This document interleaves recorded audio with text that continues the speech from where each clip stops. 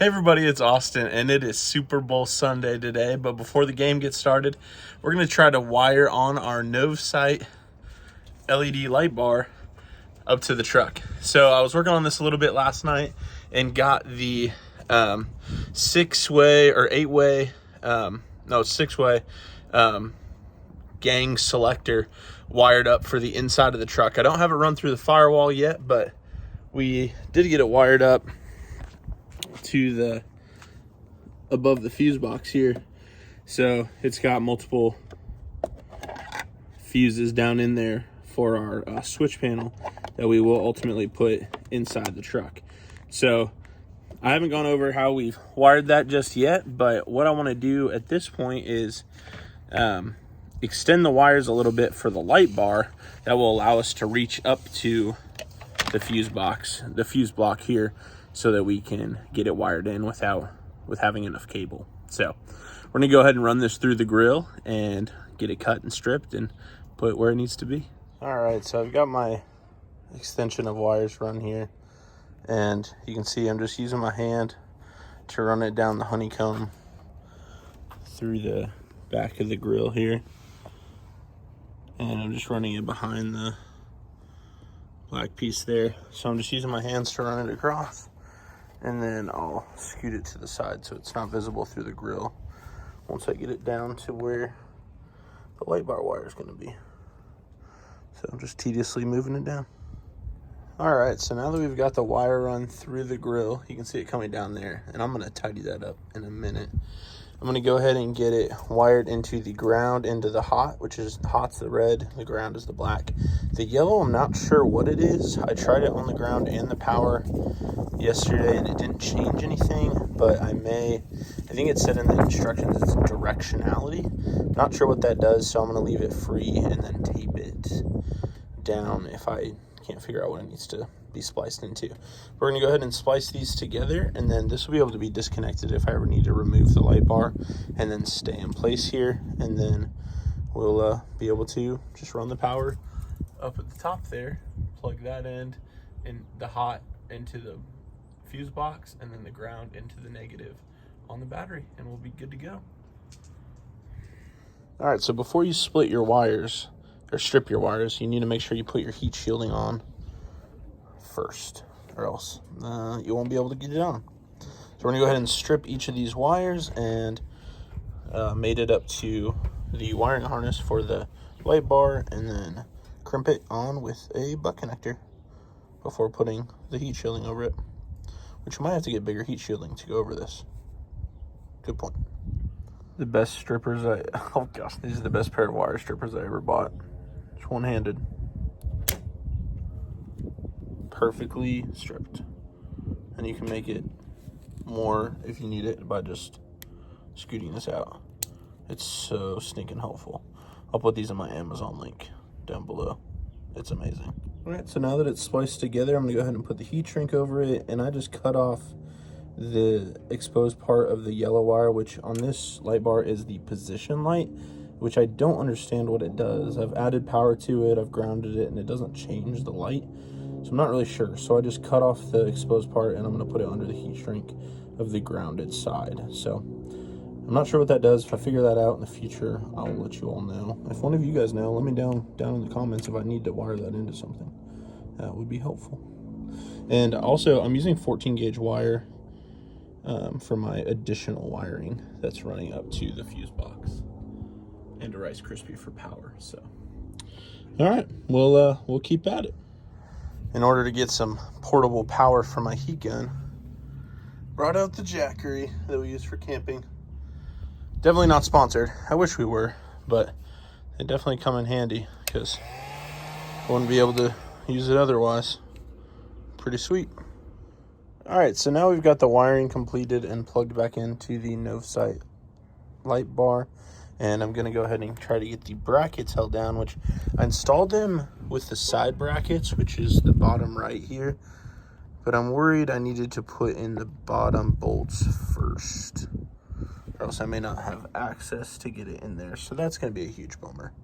But that's what we're working on now. You just gotta put in the bottom bolts 2 washers, and a nut to hold it in place. Hopefully we're able to do that without removing the side brackets. Right, Duke? Right. All right, so the bolts are able to go in at an angle, and then it comes with rubber grommets or spacers to put on there just so it doesn't, I'm assuming, rattle against whatever bumper you're putting it on.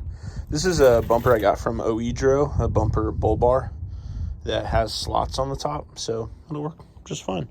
So we got these bolts through here. Now we're gonna go ahead and put on the washer and nut from the backside. All right, so we had to do a little bit of modification to the holes because the bolt just wouldn't fit. So I used the grinder and grinded it out, which looks bad on this side, but this side looks a little bit better using my right hand. So now we can get the light bar put on and finish this baby up. All right, so when installing the hardware on the bottom of the bolt that's holding this down, you're gonna wanna put the flat washer on first, then the lock washer, and then the nut. So the lock washer will hold the nut on. And then you can just tighten it down with a 14mm socket, and the head of the bolt is held in place with those pieces of metal on the side. We're getting close. Super pumped. All right, so we got the wires run how we want them, and now I've left a little extra up here, so if I ever need to change how it's run, I have some extra to do that with. But here's the gang switch fuse box. It's like the aux beam fuse block, but it's a different brand. I'll have to look at what the brand is, but all you do is, you can see all the relays are hooked in with different fusible links here, and you just unscrew the screw here and you put in your positive, and then you ground your black wire, you know, either to the negative here or to like a body ground like that one is there. So I'm probably just going to put it to the battery because it's right there, but you can do either way. So you can see I've got this stripped. I'm just going to put it in there and tighten the screw, and then I'll add a ring terminal to the black end here so that we can put it on top of the negative here.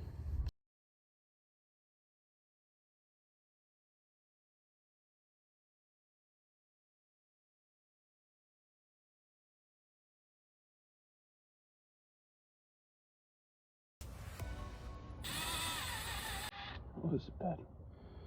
No.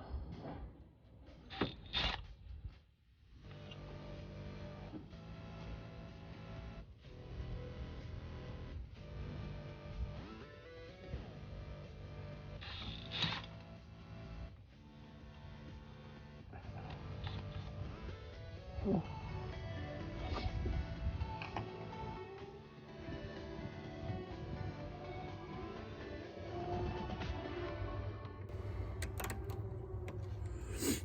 All right, so I've got the ground wire hooked on with a ring terminal that I had to drill out and essentially cut to get to fit on there. But we can go ahead and lock that down, and then we'll get our wires out of the way and zip tied, but I just want to make sure everything is working well. But this should be the last step. Then we'll just hook up our module, sorry, not our module, our plug, our buttons to this pin connector right here, and then we'll be able to run it. And at a later point, I'll run the wire through the grommet in the firewall to give us access from inside the truck.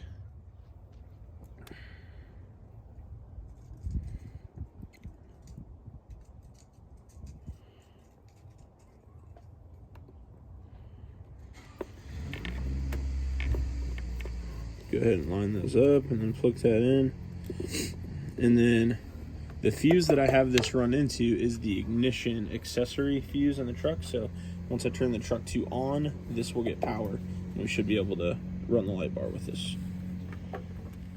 All right, so now we have this plugged into spot 1. So once we press spot 1, we'll see if the LED light bar comes on. Woo-hoo-hoo-hoo! It worked.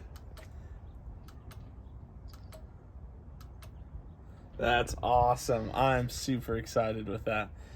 Now we just get this routed inside the truck, and we'll have 6 options, which we have stickers for inside the garage to see which one we want for each button, and we'll be able to run it from the inside. So that means I have to buy more lights now.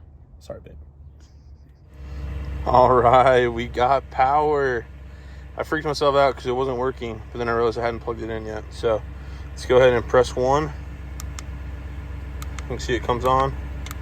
Now you can see up here. Light bar comes on. That's so sick. All right, let's go check it out from the front. Look at that. That looks sick. I'm so pumped. All right, I'm gonna get this engine cleaned out, so I can shut the hood. That looks so good. I'm so amped. Oh man, now I'm gonna have to add more lights. This is a slippery slope. Heck yes. Let me know what you guys think down below, if you guys like the light bar look.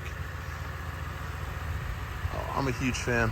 All right, let me know down below. Hope you guys enjoyed this video. I'll put up some night photos here in a little bit, or at the end of this video.